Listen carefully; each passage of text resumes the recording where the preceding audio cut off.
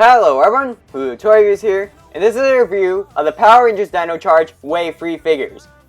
So, for the first time ever since Lightspeed Rescue, we actually get Monsters of the Day as part of a wave. Which, back then during Mighty Morphin, they used to release the monsters, until they eventually stopped around Lightspeed. Lightspeed they only released one more Monster of the Day, and then they stopped completely. But Bandai has decided to release the Monsters of the Day for Dino Charge again. And this is a pretty exciting wave, because all these monster figures over here are done in fantastic detail. And this is kind of a mixed review because the Gold Ranger is also part of this review, even though his figure came out in Wave 2. So, let's get on with this review. Now, I got two more Dino Drive figures. I got the black and blue Dino Drive figures. But I'm not going to review them until I get green and pink, so that way I can put all the Dino Drive figures in one review. So now, let's get on with the review. So, over here we have Ivan, the Gold Ranger, and he looks pretty nice. So, for his articulation, he basically shares the same articulation as all the Rangers. You have your upper arm over here, your lower arm, again your lower arm and your upper arm. You have your upper leg, which can spread out and can move forward and back. Actually, no, it can't move back. It can only move outside and it can move in the front. And then you have your knee over here, which can bend, and your lower leg, which can turn 360. And the head cannot turn because of the shoulder pads over here. And unlike the other Dino Charge figures, Gold's shoulder pads do not move because they're one solid piece, which form in the back to make the wings. Which, if you don't know why he has wings, Gold is based off the Pteranodon, even though the show says he's based off the Pterodactyl. And sometimes he uses the wings, such as in the episode where he debuted, he uses the wings to fight off some Vivics. And now let's talk about these guys' details. You have this nice dark blue over here, and over here on the shoulder pads as well, and also on the helmet, which I really like this dark blue because while blue is my favorite color, I prefer dark blue. And over here you have silver, and you can see the gold Terra Saber is also silver, even though it should be blue because the only silver part about the gold Terra Saber is that the blade is silver. It's not the entire sword that's silver. It's basically the blade that's the only part that's silver. The rest of the sword is blue. And over here you can see the nice gold paint, which I did not expect this to look shiny, just like with the Super Mega Force Silver figure. And the gold Terramorph over here is painted all in solid gold, but there's one problem to it. It detaches. And in the show, Gold does not take off the morpher in suit. It's basically a wrist changer, similar to how Time Force had their morphers on their arms. And this is a problem because sometimes it will fall out. They should have just pegged it in and that's it. Maybe I could grab some Gorilla Glue and put it on. But I don't know, because maybe Bandai did this on purpose so like Gold can go with the Dino Cycle. But why not just use the Gold Ranger figure that comes with his Dino Cycle anyways? Well, never mind about that. Let's get on to the arms. And, oh boy, I'm kind of split on the decision making the arms brown. This is not a con for the toy. Bandai, I'm not criticizing you for this. This is not your fault. This is actually the show's fault. That, if you see over here, let me grab my Dino Charge green figure over here. The arms are a darker shade of the color of the suit. And I could get that they wanted to make the arms a dark gold, but instead they made it brown, which I'm split on the decision. Because while I think they should have done dark gold, the brown kind of looks nice in a way because brown is a really underrated color. The only hero that I know from all the franchises that I review that is brown is Pohatu from Bionicle. And brown is a really underrated color, so it's kind of a nice touch that they made it brown, but I would have wished it was dark gold instead. And yeah, that's basically it to talk about the Gold Ranger figure. So now, let's get on to Bones. So over here we have Bones, and there's not really much to talk about him. Over here, let's start with his articulation. He can move his arms, even though it's hindered by this giant piece over here, and his other arm as well. He can move his feet, but not his legs, because his legs are one solid piece, as you can see over here. Which, yes, this is a freaking crotch shot. Over here, you can see his little jar, and the reason he doesn't hold this is because, well, he can't hold it because there's no holes in the hands. But in the episode where Bones appeared, he normally held his jar over here to his side. And to get back on track on articulation, his head doesn't move, which is why I didn't go over it before the jar. And the colors over here, you can see that his color scheme is made of dark blue, or navy I should say, yellow, white, black, and a little bit of red.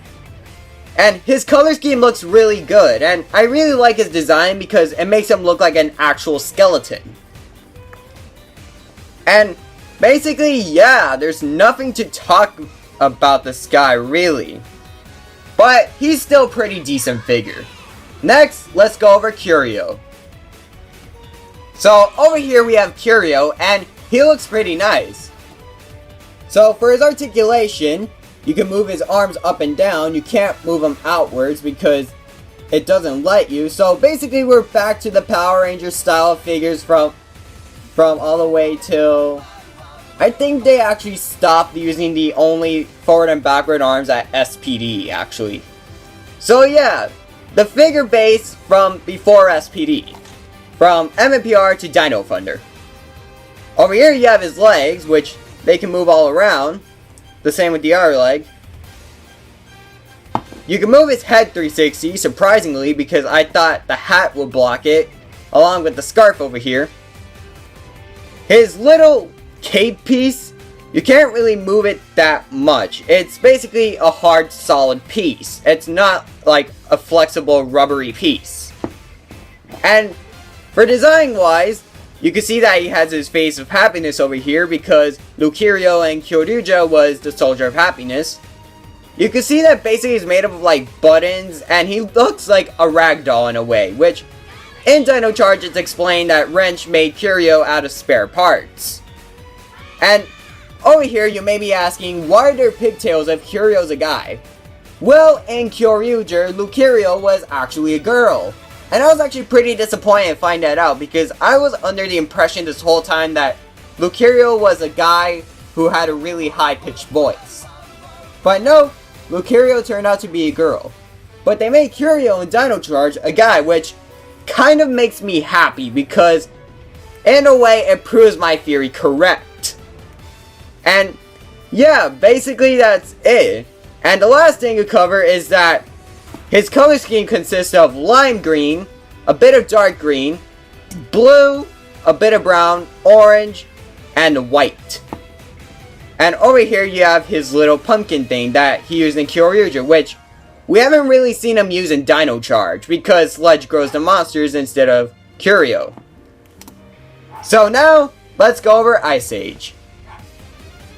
So over here we have Ice Age, and he looks pretty nice. So for his articulation, he can move his arms all the way around. He can move his fists 360, or his claw fists I should say, because they are giant fists, but the ice shards over here make it look like claws in a way, similar to Wolverine. Over here you have the legs, you have the knees, and you can't move the legs, the down legs. I mean the bottom legs, sorry. And his head you can't move because it's this one giant spiky piece. Like, it looks spiky. It looks like in that one episode of Magic School Bus where this kid took off his helmet in space and then his face got all frozen up. And as you can see, Ice Age's color scheme consists of blue, light blue, and white. And a bit of black as well, and a bit of yellow. So over here you can see that his shoulder pads are actually supposed to represent icebergs on sea. You can see over here that his chest is supposed to be a rib cage. You have his little belly button over there. And a nice feature down here is that these actually look like skater boots, which is a nice touch from both the Curio team and the Dino Charge team, because it was originally the Curio team that designed Debo Hyogaki. And it's nice that they put some skates on him, which it fits with the whole ice theme. And the back, you can see this weird design, which I say it's weird because I don't see it that often, but I know what it is. It looks like the design of the globe in Disney's Epcot. So yeah, that's basically it for Ice Age. So now, let's go over Wrench. So over here we have Wrench, and he looks pretty nice.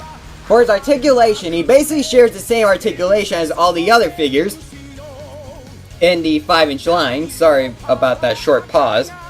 And about his axe falling off, if you have his axe too long on one of his hands, it will fall off.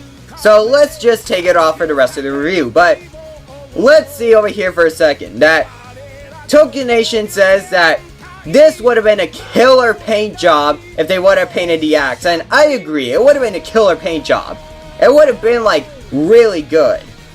But you know how Bandai of America is. At least they're giving us the villain. So if they don't paint the weapons, I don't really mind it that much. Over here you have Wrench's head, which you could turn 360. His other arm can move as well, and outwards. And unfortunately, he has no knees. As you see over here, you can't bend Wrench's knees. And if you see over here, you can spread out the legs. Which, okay, that's a really bad crotch shot, so let me take that out. Over here, you can see that he has these little, like, wing things. They're not really wings, but they kind of look like wings. And you know who Wrench reminds me of? Yeah, the Tin Man from The Wizard of Oz. You can literally see the visual representation of the Tin Man from The Wizard of Oz in Wrench.